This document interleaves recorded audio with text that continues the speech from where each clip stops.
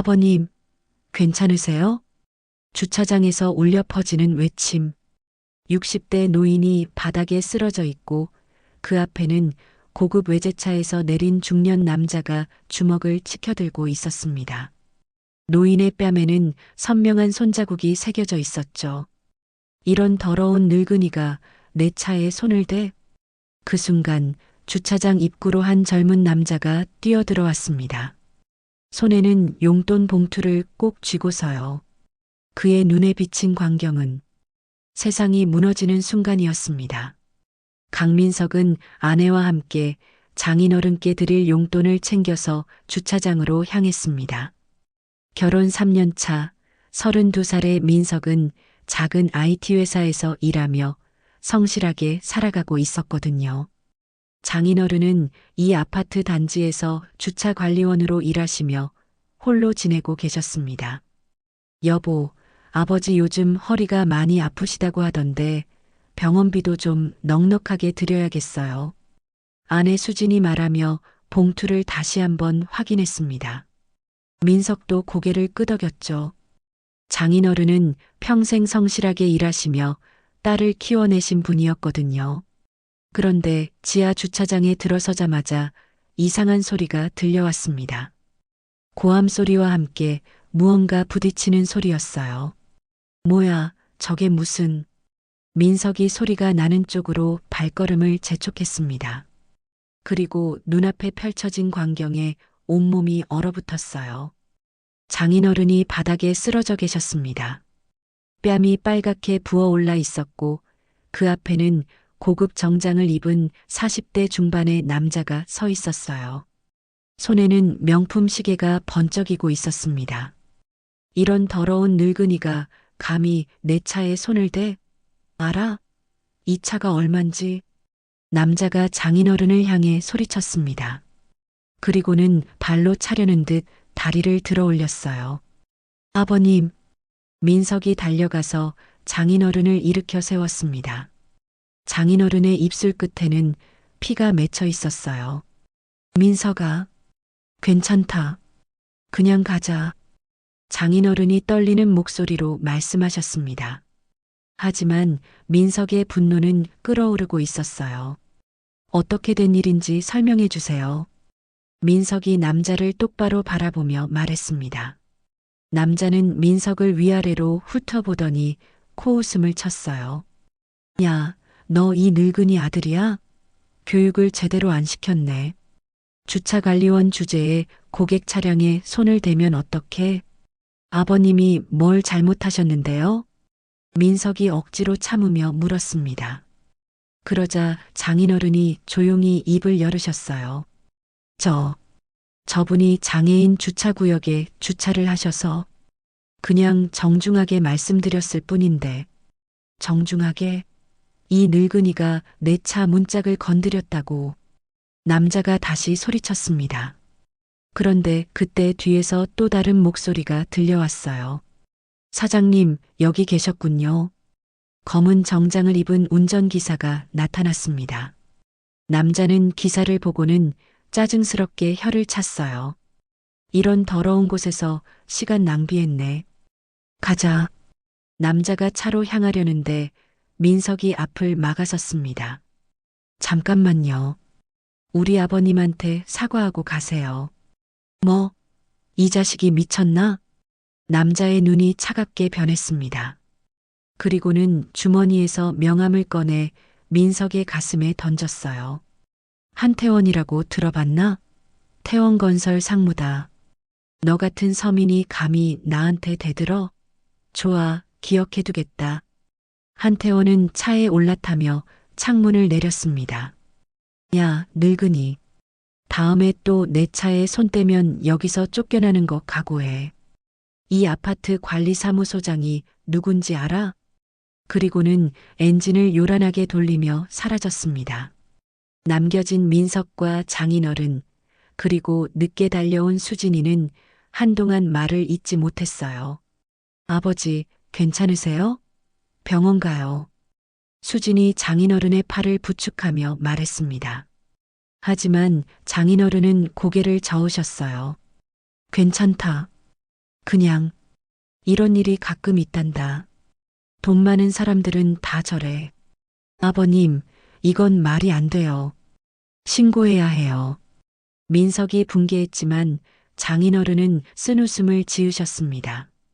신고해서 뭐가 달라지겠니? 오히려 내가 일자리만 잃을 뿐이야. 그 말에 민석의 가슴이 먹먹해졌습니다. 현실이 이렇게 불공평할 수 있나 싶어서요. 용돈을 드리러 왔다가 이런 참담한 광경을 목격하게 될 줄은 꿈에도 몰랐거든요. 집으로 돌아가는 길, 민석은 한태원이라는 이름을 머릿속에 깊이 새겨 넣었습니다. 태원건설, 분명히 들어본 이름이었어요. 하지만 지금 당장 할 수 있는 것은 아무것도 없었습니다.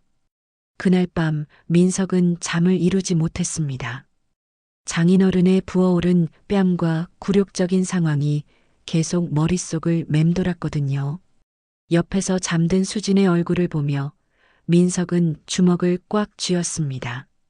언젠가는 꼭 갚아줄 거야. 하지만 그것이 단순한 다짐에 그치지 않을 것이라는 걸 민석은 아직 알지 못했습니다. 며칠이 지난 후 민석은 회사에서 점심시간에 한태원에 대해 인터넷 검색을 해봤습니다. 태원건설은 생각보다 큰 회사였어요. 주로 아파트와 상업시설을 짓는 중견 건설업체였는데 최근 몇 년간 급성장하고 있었습니다. 한태원은 태원건설 창업자의 둘째 아들로 현재 상무직을 맡고 있었어요. 각종 사교 모임에서 찍힌 사진들이 포털에 올라와 있었는데 항상 거만한 표정으로 고급 양복을 입고 있었습니다. 이 자식이, 민석이 이를 갈며 화면을 보고 있는데 동료인 준영이 다가왔습니다. 뭐 그렇게 집중해서 봐? 아, 아니야. 그냥. 민석이 얼른 화면을 닫으려 했지만 준영이 먼저 봐버렸어요. 한태원? 이 자식 알아? 우리 회사랑 관련 있는데? 응? 뭔 소리야? 민석이 깜짝 놀라서 물었습니다. 준영이 주변을 둘러보더니 목소리를 낮췄어요. 우리 회사가 태원건설 새 프로젝트 시스템 구축 입찰에 참가하거든. 꽤 큰 건이야.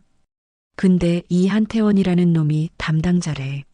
민석의 심장이 빠르게 뛰기 시작했습니다. 이런 우연이 있을 수 있을까요? 입찰이 언제인데? 다음 주야. 근데 왜? 혹시 이 사람 알아? 민석은 잠시 고민했습니다. 진실을 말해야 할까 말아야 할까? 하지만 준영은 믿을 만한 친구였어요. 사실 이놈이 우리 장인어른을 때렸어. 뭐라고? 준영이 눈을 크게 뜨며 물었습니다. 민석은 그날 있었던 일을 자세히 설명했어요. 준영의 표정이 점점 굳어졌습니다. 이런 개새끼가. 근데 민석아, 이거 기회일지도 몰라. 무슨 뜻이야? 입찰 프레젠테이션 때 우리가 직접 가게 될 텐데 그때 한태원을 만날 수 있을 거야. 뭔가 할 수 있지 않을까? 민석의 마음이 복잡해졌습니다. 회사 일에 개인적인 감정을 끌어들이는 것이 맞을까요? 하지만 장인어른의 굴욕당하는 모습이 계속 떠올랐어요. 그날 저녁 민석은 장인어른을 찾아뵈었습니다. 장인어른의 뺨에는 아직도 멍자국이 남아 있었어요. 아버님, 그 사람. 한태원 말이에요. 혹시 그 후로 또 뭔 일 있었어요? 장인어른이 고개를 저으셨습니다. 다행히 없었다. 그런데 민석아, 그 일은 그냥 잊어라. 괜히 너까지 휘말리면 안 된다. 하지만 아버님이 당하신 걸 그냥 넘어갈 수는 없어요. 세상이 그런 거다. 돈 많고 권력 있는 사람들 앞에서는 우리 같은 사람들이 참아야 하는 거야. 장인어른의 체념 섞인 목소리에 민석의 가슴이 답답해졌습니다. 정말 이대로 포기해야 하는 걸까요? 이틀 후 회사에서 태원건설 입찰 준비 회의가 있었습니다. 민석이 속한 개발팀도 참석했어요. 이번 프로젝트는 우리 회사에게 정말 중요합니다. 수주에 성공하면 올해 매출이 30% 이상 늘어날 수 있어요. 팀장이 강조하며 말했습니다. 민석은 복잡한 심정으로 회의에 참석했어요. 한편으로는 회사의 성공을 바라지만 다른 한편으로는 한태원에게 복수하고 싶은 마음도 있었거든요. 프레젠테이션은 이번 금요일 오후 2시입니다. 태원건설 본사에서 진행되고 상무인 한태원 씨가 직접 참석한다고 하네요. 그 말을 듣는 순간 민석의 머릿속에 어떤 계획이 떠올랐습니다. 복수할 수 있는 절호의 기회가 왔다고 생각했어요. 그날 밤 민석은 인터넷에서 한태원에 대한 모든 정보를 수집했습니다.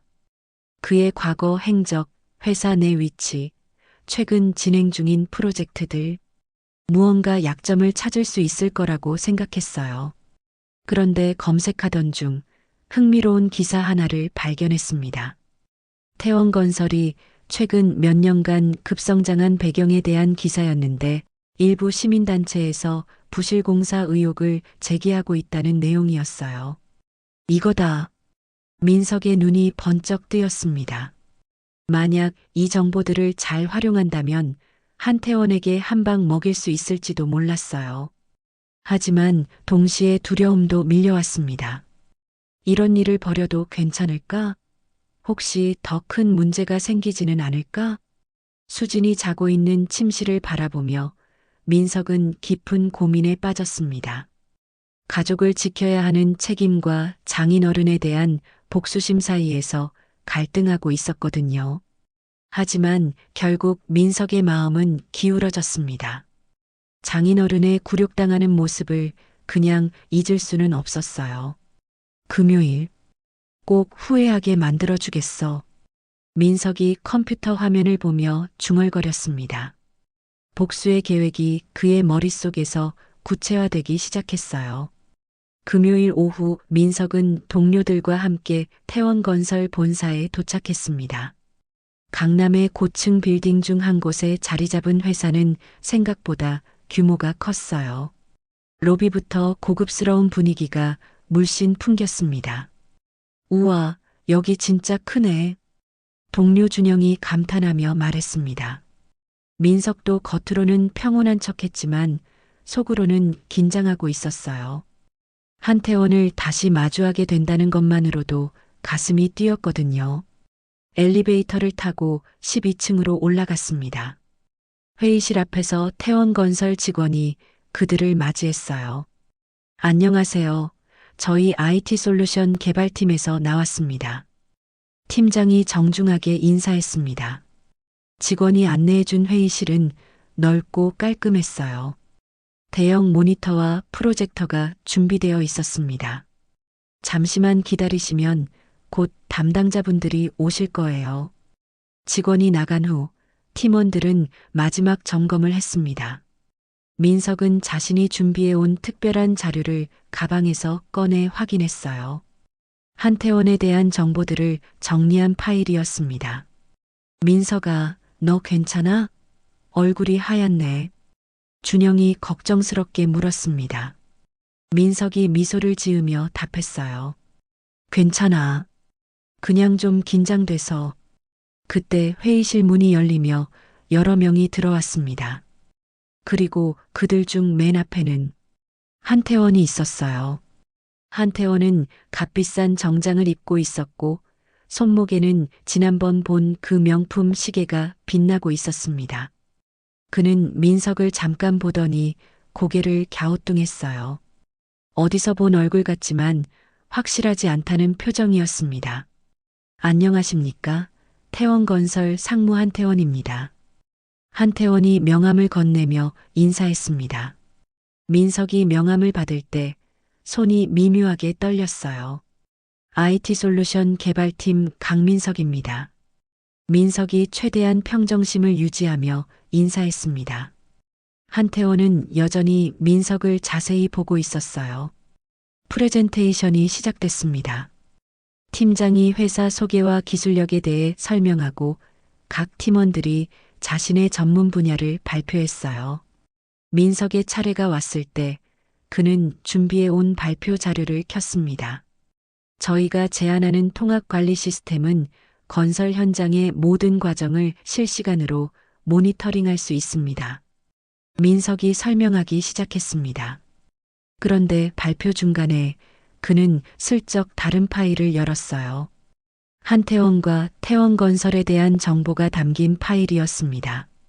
특히 최근 건설업계에서 문제가 되고 있는 부실 공사 방지를 위해 민석이 의미심장하게 한태원을 바라보며 말했습니다. 한태원의 표정이 미묘하게 변했어요. 저희 시스템을 통해 모든 공정을 투명하게 관리할 수 있어서 혹시 있을 수 있는 논란들을 미리 차단할 수 있습니다. 민석이 계속 말하자 회의실 분위기가 조금 어색해졌습니다. 다른 태원건설 직원들도 서로 눈짓을 주고받았어요. 부실공사라는 게 좀 민감한 표현 아닌가요? 한태원이 차가운 목소리로 말했습니다. 민석이 담담하게 답했어요. 물론입니다. 하지만 최근 언론에서도 많이 다루고 있는 이슈라서 미리 대비하시는 것이 좋을 것 같아서 말씀드렸습니다. 그 말에 한태원의 눈이 차갑게 변했습니다. 그리고 그때 그가 민석을 어디서 봤는지 기억해낸 듯 했어요. 잠깐, 당신 혹시 한태원이 말을 시작하려던 순간 팀장이 끼어들었습니다. 죄송합니다. 저희 직원이 너무 앞서서 말한 것 같네요. 계속 기술적인 부분으로 넘어가겠습니다. 팀장이 상황을 정리하려 했지만 이미 분위기는 틀어져 버렸어요. 한태원은 계속 민석을 의심스러운 눈으로 쳐다보고 있었습니다. 프레젠테이션이 끝난 후 한태원이 일어났습니다. 검토해보고 연락드리겠습니다. 오늘은 수고하셨어요. 그의 목소리는 처음보다 훨씬 차가워져 있었어요. 민석은 속으로 쾌감을 느꼈습니다. 한태원이 불편해하는 모습이 보였거든요. 회사로 돌아가는 길, 팀장이 민석에게 다가왔습니다. 민석 씨, 오늘 발표에서 부실공사 얘기는 좀 과했어요. 클라이언트를 자극할 필요가 있었나요? 죄송합니다. 너무 앞서 나간 것 같네요. 민석이 사과했지만 속으로는 전혀 후회하지 않았어요. 한태원의 당황하는 모습을 봤으니까요. 그런데 그날 저녁 예상치 못한 전화가 왔습니다. 수진이었어요. 여보, 아버지한테서 연락 왔는데 갑자기 관리사무소에서 불러서 가보니까 누가 아버지에 대해 민원을 넣었대요. 민석의 가슴이 철렁 내려앉았습니다. 무슨 민원이요? 근무 태도가 불성실하다고, 주차 관리를 제대로 안 한다고 했대요. 그래서 경고 조치 받으셨어요. 민석은 즉시 알았습니다. 한태원의 짓이라는 것을. 오늘 프레젠테이션에서 자신을 알아본 한태원이 장인어른에게 보복을 가한 것이었어요. 여보, 괜찮아요? 왜 아무 말 없어요? 수진이 걱정스럽게 물었습니다. 민석은 주먹을 꽉 쥐었어요. 괜찮아요. 아버님 상태는 어떠세요? 많이 힘들어 하세요. 평생 성실하게 일해왔는데 이런 민원을 받으니까 자존심이 상하신 것 같아요. 전화를 끊은 후 민석은 책상에 머리를 박고 앉아 있었습니다. 복수를 하려다가 오히려 장인어른이 더 큰 피해를 당하게 됐어요. 내가 뭔 짓을 한 거야. 민석이 후회하며 중얼거렸습니다. 하지만 이미 늦었어요. 한태원은 이제 민석을 완전히 기억해냈을 것이고 앞으로 더 큰 보복이 기다리고 있을지도 몰랐습니다. 그날 밤 민석은 한잠도 자지 못했습니다. 복수가 이렇게 어려운 일인지 몰랐거든요. 다음 주 월요일 민석이 출근하자마자 팀장이 그를 불렀습니다. 팀장의 표정이 심각해 보였어요. 민석 씨, 잠깐 얘기 좀 할까요? 팀장 자리로 따라간 민석에게 팀장이 무거운 표정으로 말을 꺼냈습니다. 태원건설에서 연락이 왔어요. 우리 회사가 입찰에서 탈락했대요. 민석의 가슴이 철렁했습니다. 예상은 했지만 실제로 듣고 보니 충격이었어요. 그런데 그게 문제가 아니라 태원건설 측에서 당신에 대해 문제를 제기했어요. 어떤 문제요? 민석이 떨리는 목소리로 물었습니다. 프레젠테이션 중에 부적절한 언급을 했다고, 그리고 사전에 회사 기밀 정보를 빼돌렸을 가능성이 있다고 했어요. 그건 말이 안 돼요. 저는 민석 씨, 솔직하게 말해보세요. 혹시 태원건설이나 한태원 상무와 개인적인 관계가 있나요?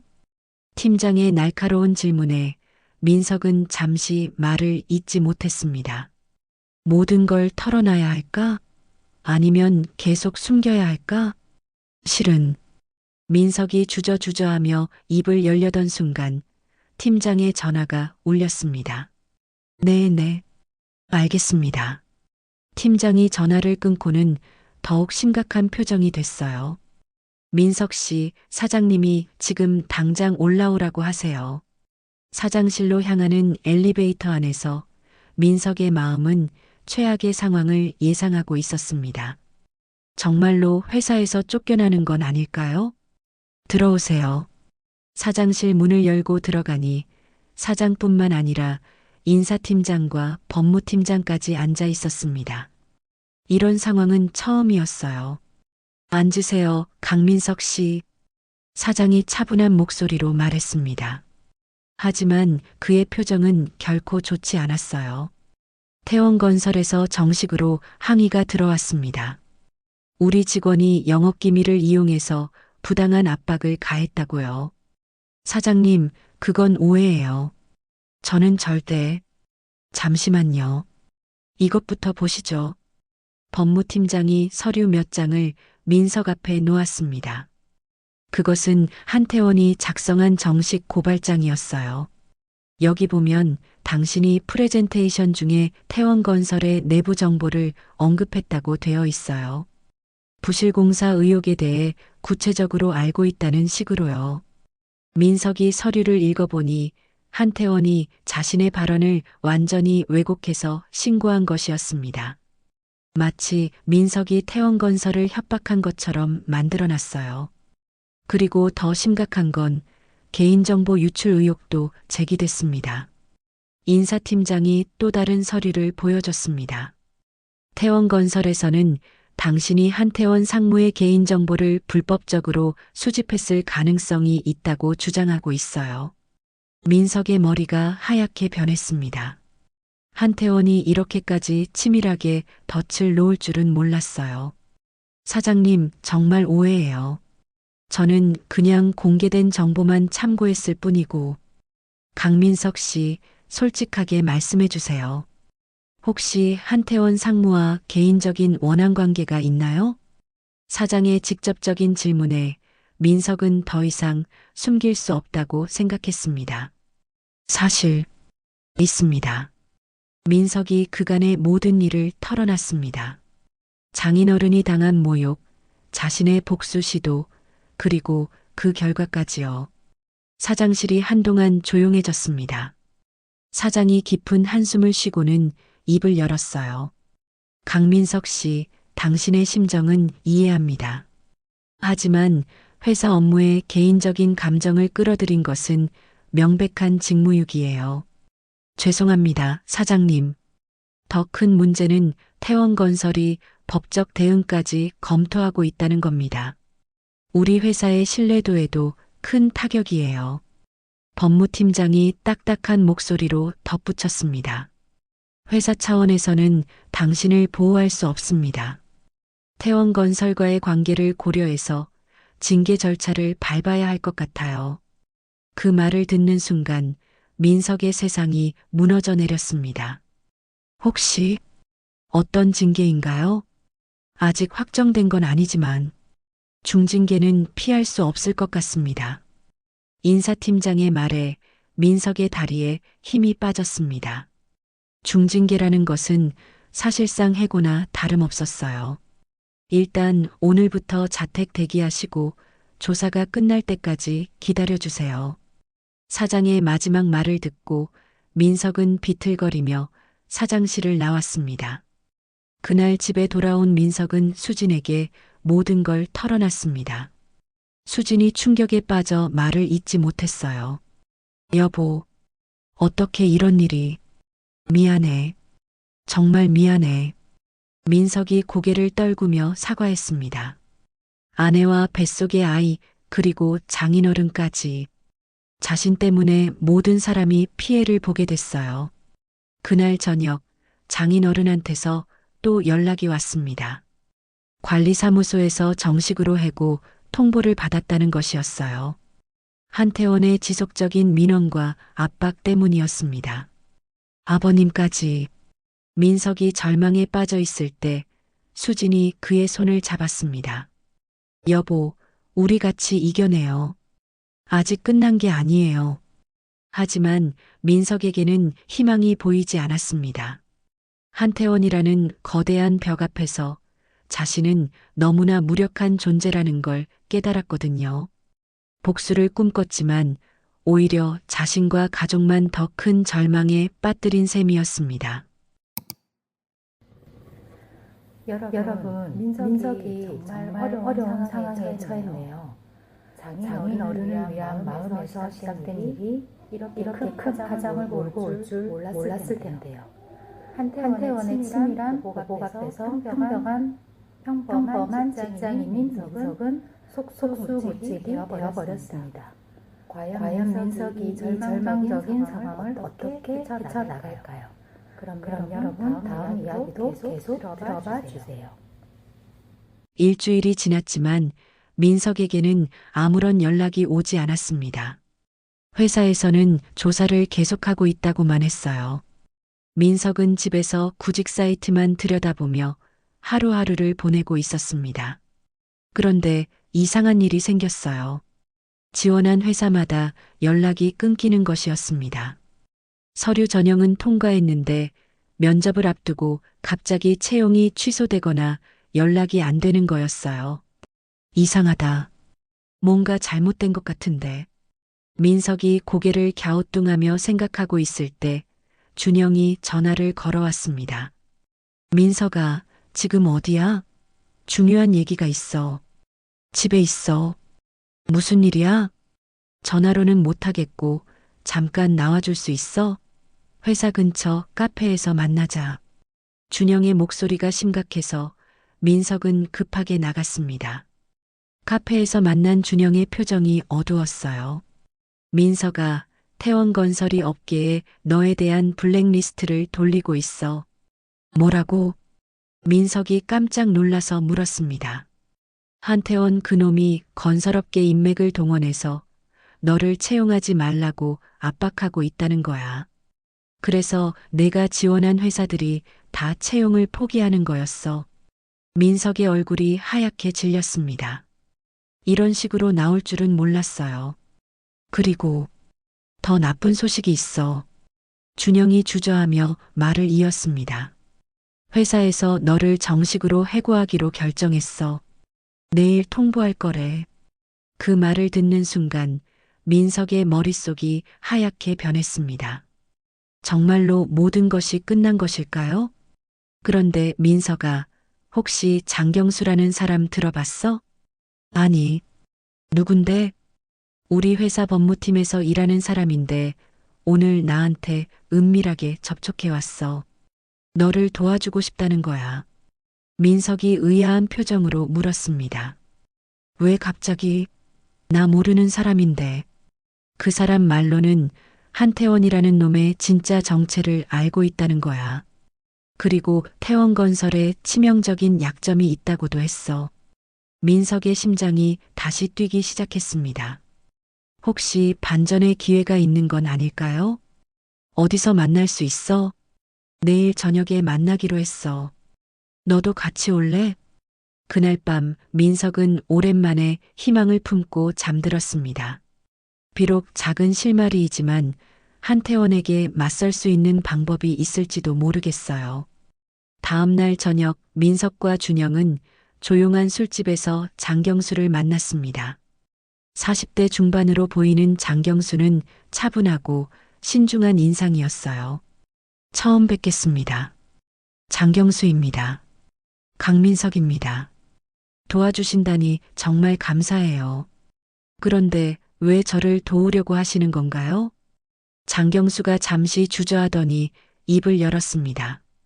사실, 저도 한태원에게 당한 적이 있어요. 3년 전의 일인데, 장경수의 눈에 분노가 스쳤습니다. 제 동생이 태원건설 현장에서 일하다가 사고를 당했어요. 안전장치 불량 때문이었는데, 태원건설에서는 동생의 부주의라고 우겼죠. 그래서 어떻게 됐나요? 결국 제대로 된 보상도 못 받고 동생은 평생 장애를 안고 살아야 하게 됐어요. 그때 현장 책임자가 바로 한태원이었습니다. 민석이 주먹을 꽉 쥐었습니다. 한태원의 악행이 이것뿐만이 아니었던 거네요. 그 후로 저는 한태원과 태원건설에 대한 정보를 계속 수집해 왔어요. 언젠가는 반드시 응징하겠다는 마음으로요. 장경수가 가방에서 두꺼운 파일을 꺼냈습니다. 이게 3년간 모은 자료들입니다. 태원건설의 부실공사 증거, 한태원의 비리 내역, 그리고 장경수가 특별한 서류 하나를 꺼내 보여줬어요. 한태원이 시공업체 선정 과정에서 받은 리베이트 증거도 있어요. 민석의 눈이 커졌습니다. 이런 폭탄 같은 자료가 있을 줄은 몰랐어요. 하지만 저 혼자서는 이걸 어떻게 활용해야 할지 모르겠더라고요. 법무팀에서 일하지만 큰 회사를 상대로 혼자 싸우기에는 한계가 있거든요. 그래서 저한테 연락하신 거군요. 네. 당신도 한태원에게 당했고 저도 마찬가지니까 힘을 합쳐보자는 거예요. 장경수의 제안에 민석의 마음이 다시 타올랐습니다. 이제 한태원에게 진짜 한 방을 먹일 수 있을 것 같았어요. 그런데 이 자료들을 어떻게 활용할 건가요? 우선 언론에 제보하는 방법이 있어요. 건설업계 전문 기자 중에 아는 사람이 있거든요. 장경수가 계획을 설명했습니다. 그리고 국토교통부와 수사기관에도 동시에 신고할 거예요. 증거가 확실하니까 무시할 수는 없을 거예요. 민석이 고개를 끄덕였습니다. 드디어 한태원에게 제대로 된 반격을 가할 수 있을 것 같았어요. 하지만 한 가지 조건이 있어요. 장경수가 진지한 표정으로 말했습니다. 이 일이 성공하면 당신은 원래 생활로 돌아가세요. 복수에 매몰되지 말고요. 무슨 뜻인가요? 복수라는 건 끝이 없어요. 한태원을 무너뜨린다고 해서 당신의 상처가 완전히 치유되는 건 아니거든요. 오히려 더 큰 상처를 남길 수도 있어요. 장경수의 말에 민석이 깊이 생각했습니다. 하지만 지금까지 당한 굴욕을 그냥 넘어갈 수는 없었어요. 알겠어요. 하지만 이번만은 끝까지 해보고 싶어요. 장경수가 고개를 끄덕이며 손을 내밀었습니다. 그럼 시작해봅시다. 한태원의 진짜 얼굴을 세상에 알려주는 거죠. 민석이 그의 손을 꽉 잡았습니다. 드디어 반격의 시작이었어요. 일주일 후 계획이 본격적으로 시작됐습니다. 장경수가 연결해준 건설업계 전문기자 박선영과 만나기로 한 거였어요. 박선영은 30대 후반의 차분한 여성이었는데 건설업계 비리를 전문적으로 취재하는 기자였습니다. 자료를 보니까 정말 대단하네요. 이 정도면 충분히 기사화할 수 있을 것 같아요. 박선영이 장경수가 준비한 자료들을 꼼꼼히 검토한 후 말했습니다. 하지만 한 가지 문제가 있어요. 태원건설은 언론사에 상당한 광고비를 지불하는 대기업이거든요. 기사가 나가더라도 압력을 받을 가능성이 높아요. 민석의 얼굴이 어두워졌습니다. 역시 쉽지 않은 일이었어요. 그래서 제가 제안하고 싶은 건 동시다발적으로 여러 곳에 터뜨리는 거예요. 언론뿐만 아니라 수사기관, 시민단체까지 모두 움직이게 하는 거죠. 박선영의 전략적인 접근에 장경수가 고개를 끄덕였습니다. 좋은 방법이네요. 그런데 혹시 더 확실한 증거를 확보할 방법은 없을까요? 한 가지 방법이 있기는 해요. 박선영이 주저하며 말했습니다. 한태원이 자주 가는 룸살롱이 있거든요. 거기서 거래처 사람들과 만나서 리베이트 얘기를 한다는 소문이 있어요. 민석이 벌떡 일어났습니다. 그럼 그 현장을 녹음할 수 있지 않을까요? 위험해요. 발각되면 더 큰 문제가 될 수 있어요. 장경수가 걱정스럽게 말했지만 민석의 결심은 굳었습니다. 해보겠어요. 이번 기회를 놓치면 또 언제 기회가 올지 모르거든요. 결국 계획이 세워졌습니다. 박선영이 한태원의 일정을 파악하고 민석이 직접 현장에 잠입해서 녹음을 하는 것이었어요. 며칠 후 기회가 왔습니다. 한태원이 강남의 한 고급 룸살롱에서 협력업체 대표들과 만나기로 한 거였어요. 민석은 웨이터로 변장해서 그 룸살롱에 들어갔습니다. 장경수가 연결해준 업체를 통해서였죠. 가슴이 두근거렸지만 복수에 대한 열망이 더 컸어요. 12번 룸에서 불렀어요. 선배 웨이터가 민석에게 말했습니다. 그곳이 바로 한태원이 있는 방이었어요. 민석은 술과 안주를 들고 그 방으로 향했습니다. 문을 열고 들어가니 한태원이 정말 있었어요. 그리고 그 옆에는 몇 명의 중년 남성들이 앉아 있었습니다. 야, 늦었네. 술 좀 따라. 한태원이 대충 손짓하며 말했습니다. 민석을 자세히 보지는 않았어요. 다행히 알아보지 못한 것 같았습니다. 민석은 조심스럽게 술을 따르며 대화를 들었습니다. 가슴 주머니에는 소형 녹음기가 숨겨져 있었어요. 그래서 이번 아파트 단지 공사는 어떻게 할 거야? 한 남자가 물었습니다. 그거야 뭐 늘 하던 대로 하지. 자재비는 최대한 줄이고 검사는 적당히 넘어가고. 한태원이 웃으며 답했습니다. 민석의 녹음기가 모든 대화를 담고 있었어요. 하지만 요즘 시청에서 검사를 까다롭게 한다던데? 걱정 마. 내가 알아서 처리할 테니까. 담당 공무원이랑은 이미 얘기됐어. 한태원이 의미심장하게 말했습니다. 이것은 명백한 부패 발언이었어요. 그럼 우리 몫은 언제 받을 수 있어? 공사 시작되면 바로 줄게. 총 공사비의 5%면 될 거야. 한태원의 말에 민석이 소름이 돋았습니다. 이런 식으로 리베이트를 주고받고 있었던 거네요. 그때 한태원이 갑자기 민석을 쳐다봤습니다. 야, 너 새로운 애야? 얼굴이 낯선데? 민석의 심장이 빠르게 뛰었습니다. 발각될 위기였어요. 네, 오늘 처음 나왔습니다. 민석이 최대한 평정심을 유지하며 답했습니다. 어디서 본 것 같은데. 한태원이 의심스러운 눈으로 민석을 계속 쳐다봤어요. 민석은 식은땀을 흘리며 빨리 그 자리를 벗어나고 싶었습니다. 술 더 필요하시면 연락 주세요. 민석이 급하게 말하고는 방을 나가려 했습니다. 그런데 그때 한태원이 벌떡 일어났어요. 잠깐, 너 혹시... 한태원이 민석의 얼굴을 자세히 보더니 눈을 크게 떴습니다. 너 그때 그 자식 아니야? IT 회사 다니는... 완전히 들킨 거였어요. 민석은 더 이상 숨길 수 없다고 생각하고 문 쪽으로 뛰었습니다. 잡아. 한태원이 소리쳤지만 민석은 이미 복도로 나가 있었어요. 그리고 곧바로 비상계단을 통해 건물 밖으로 도망쳤습니다. 숨을 헐떡이며 안전한 곳에 도착한 민석은 녹음기를 확인했습니다.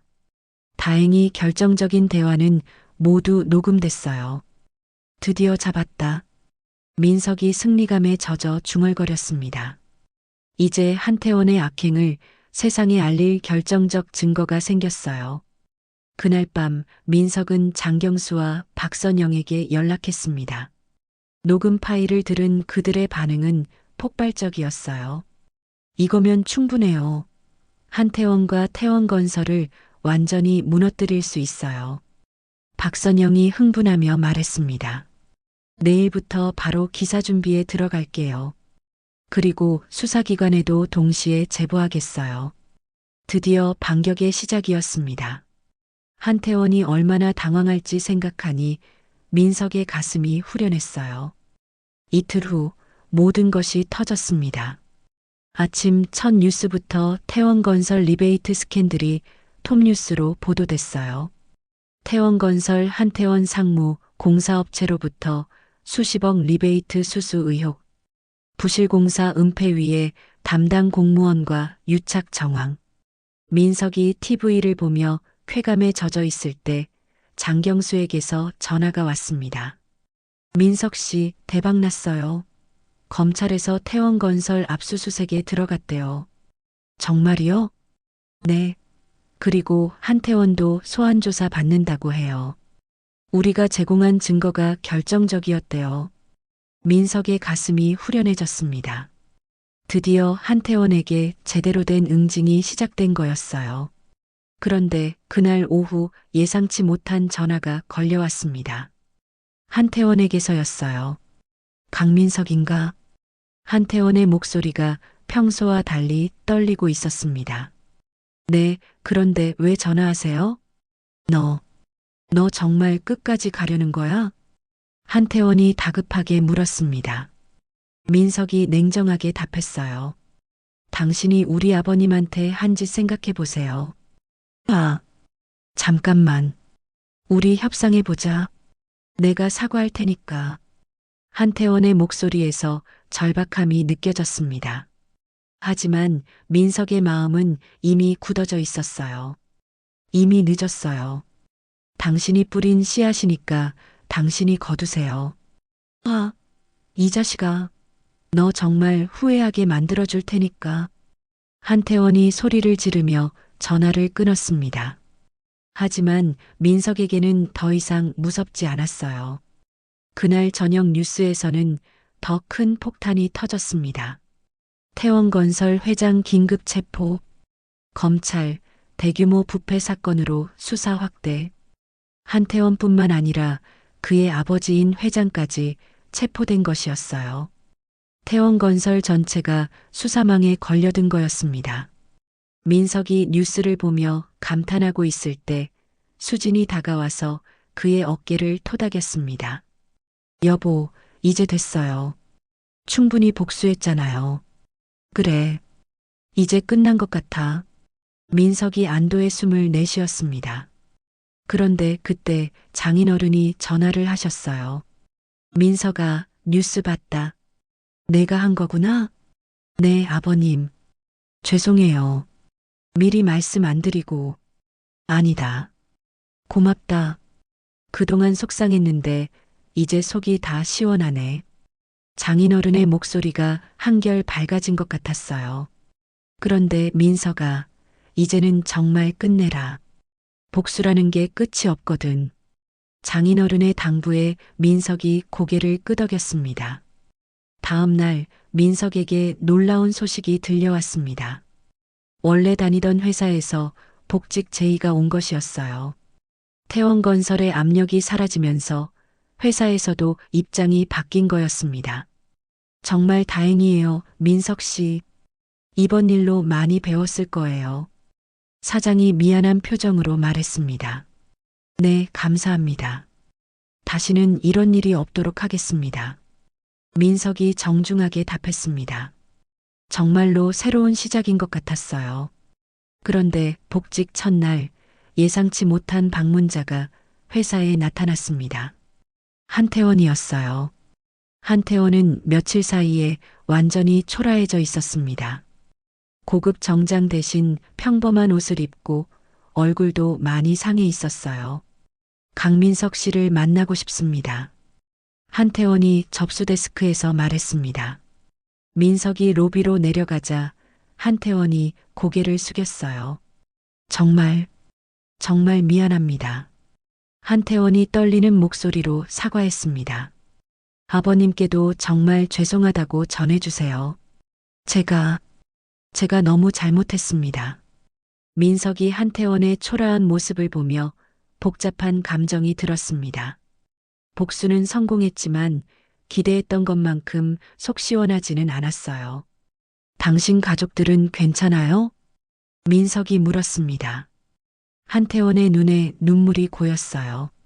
아내가 아이들 데리고 친정으로 갔어요. 이혼하자고 하네요. 그 말을 들으니 민석의 마음도 무거워졌습니다. 복수가 성공했지만 여러 사람들이 상처를 받았다는 생각이 들었거든요. 이제는 정말 달라지세요. 다시는 이런 일 없도록. 민석이 진심으로 말했습니다. 한태원이 깊게 고개를 숙였어요. 네, 정말 감사합니다. 그리고 죄송합니다. 한태원이 떠난 후 민석은 오랫동안 로비에 서 있었습니다. 복수는 끝났지만 마음속에는 묘한 공허함이 남았어요. 그날 저녁 민석은 장인어른과 수진과 함께 조용히 저녁을 먹었습니다. 이제 정말 새로운 시작이네요. 수진이 미소를 지으며 말했습니다. 민석도 고개를 끄덕였어요. 복수는 끝났고 이제 진짜 삶을 시작할 때였습니다. 한 달 후 태원건설은 완전히 무너졌습니다. 회장과 한태원은 모두 실형을 받았고 회사는 부도가 났어요. 그들이 지은 아파트들도 하나씩 부실 공사가 드러나면서 큰 사회적 이슈가 됐습니다. 민석은 다시 회사에서 평범한 직장인으로 돌아갔습니다. 그런데 이상하게도 완벽한 복수를 이뤘음에도 불구하고 마음이 완전히 시원하지는 않았어요. 여보, 요즘 표정이 안 좋아요. 뭔가 걱정 있어요? 수진이 민석의 변화를 눈치채고 물었습니다. 아니야. 그냥 좀 허전한 기분이야. 민석이 솔직하게 말했습니다. 복수에 성공했지만 그 후에 뭘 해야 할지 모르겠더라고요. 그런 민석에게 뜻밖의 연락이 왔습니다. 장경수에게서였어요. 민석 씨, 시간 되면 한번 만날까요? 제안하고 싶은 일이 있어요. 며칠 후 만난 장경수는 흥미로운 제안을 했습니다. 우리가 이번에 한태원을 무너뜨린 것처럼 다른 부정부패를 저지르는 사람들도 응징할 수 있지 않을까요? 무슨 뜻이에요? 시민감시단 같은 걸 만드는 거예요. 일반 시민들이 당하는 부당한 일들을 해결해 주는 거죠. 장경수의 아이디어에 민석의 눈이 빛났습니다. 복수를 위해 쌓은 경험과 네트워크를 더 의미 있는 일에 사용할 수 있을 것 같았어요. 좋은 생각이네요. 하지만 제대로 된 시스템이 필요할 것 같은데요. 맞아요. 그래서 박선영 기자랑도 얘기해 봤는데 언론인들도 동참하겠다고 해요. 민석이 관심을 보이자 장경수가 더 구체적인 계획을 설명했습니다. 온라인 플랫폼을 만들어서 시민들이 부당한 일을 겪으면 신고할 수 있게 하는 거예요.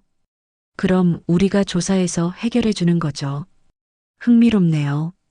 하지만 법적인 문제는 없을까요? 물론 조심해야 할 부분들이 있어요. 하지만 우리가 하는 건 증거 수집과 언론 제보까지만이고 실제 수사는 정식 기관에서 하게 하는 거니까요.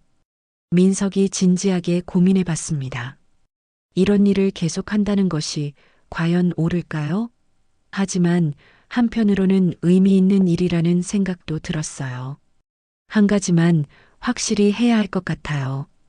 개인적인 복수가 아니라 정말로 정의를 위한 일이어야 한다는 거요. 물론이죠. 그래서 철저한 검증 과정을 거칠 생각이에요. 그날 밤 민석은 수진과 이 문제에 대해 상의했습니다. 여보 생각에는 어떨 것 같아요? 글쎄요. 좋은 일이긴 한데 또 위험에 빠지는 거 아닐까요? 수진의 우려도 일리가 있었어요. 하지만 민석은 이번에는 다를 거라고 생각했습니다. 이번에는 개인적인 감정이 아니라 정말 도움이 필요한 사람들을 위한 거야. 그리고 혼자가 아니라 팀으로 하는 거고. 결국 민석은 장경수의 제안을 받아들이기로 했습니다. 하지만 한 가지 조건을 달았어요.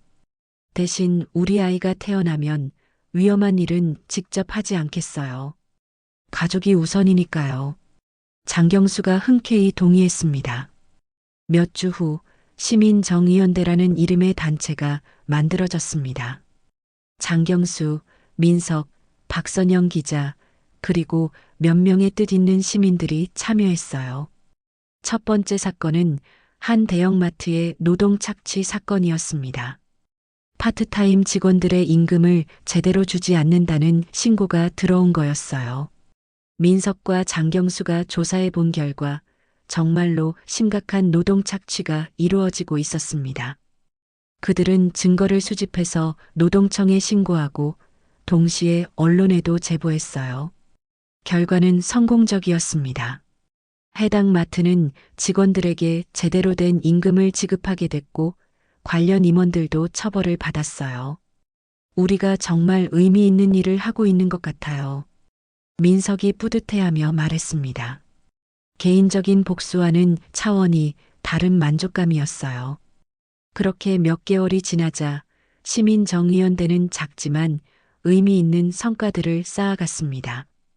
부당한 일을 당한 시민들이 도움을 요청하는 경우가 늘어났고 실제로 많은 문제들이 해결됐어요. 어느 날 민석에게 특별한 연락이 왔습니다. 한태원에게서였어요. 강민석 씨, 안녕하세요. 한태원의 목소리는 예전과 완전히 달랐습니다. 겸손하고 조심스러웠어요. 네, 안녕하세요. 무슨 일이세요? 사실, 제가 감옥에서 나온 지 일주일 됐어요. 그런데 갈 곳이 없어서요. 한태원이 처참한 상황을 설명했습니다. 가족들도 등을 돌렸고 친구들도 모두 떠났다고 했어요. 그런데 왜 저한테 연락하셨어요?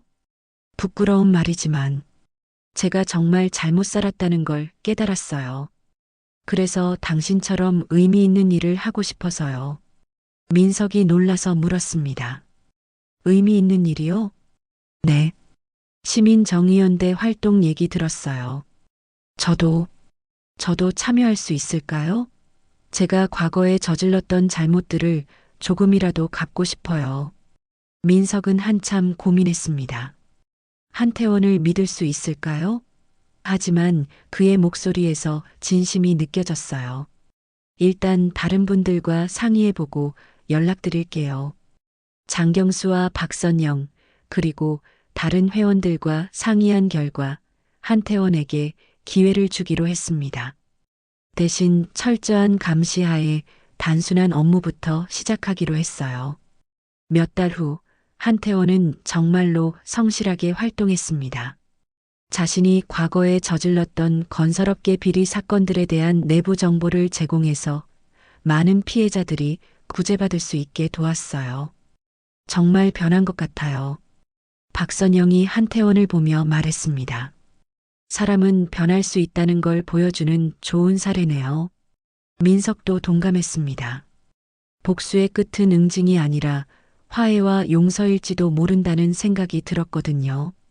그해 겨울, 민석과 수진 사이에 건강한 아들이 태어났습니다. 장인어른은 새로운 일자리를 찾아서 행복하게 지내고 계셨고, 민석도 회사에서 승진을 했어요. 아이를 안고 있는 민석을 보며 수진이 말했습니다. 여보, 우리 아이한테는 복수보다는 용서와 화해를 가르쳐주면 좋겠어요. 그럴게요. 복수는 정말 어려운 일이더라고요. 민석이 아이를 바라보며 미소를 지었습니다. 이제 정말로 새로운 인생이 시작된 것 같았어요. 시민정의연대는 계속해서 성장했고 한태원도 진심으로 사회에 기여하는 사람이 됐습니다. 그리고 민석은 복수보다 더 값진 것이 무엇인지 알게 됐어요. 정의와 용서, 그리고 새로운 희망이었습니다. 사람은 정말 변할 수 있다는 희망을 주었어요. 민석이가 시민정의연대를 통해 더 큰 선을 행하게 된 것도 의미 깊었어요. 될 수 있다는 걸 보여주었습니다. 누구나 살아가며 부당한 일을 당할 수 있고 화나고 억울한 마음이 들 수 있어요. 하지만 그럴 때 복수보다는 건설적인 방향으로 그 에너지를 쓸 수 있다면 자신뿐만 아니라 사회 전체에도 도움이 되겠죠. 무엇보다 가족의 소중함을 다시 한번 느끼게 되는 이야기였어요. 민석이가 수진이와 아이, 그리고 장인어른을 위해 최선을 다하는 모습에서 진정한 행복이 무엇인지 생각해 볼 수 있었습니다. 여러분께도 오늘 이야기가 작은 위로와 지혜가 되었으면 좋겠어요. 어려움이 있을 때 원망과 분노보다는 희망과 용기를 품으실 수 있기를 바라면서요. 구독과 좋아요 부탁드립니다.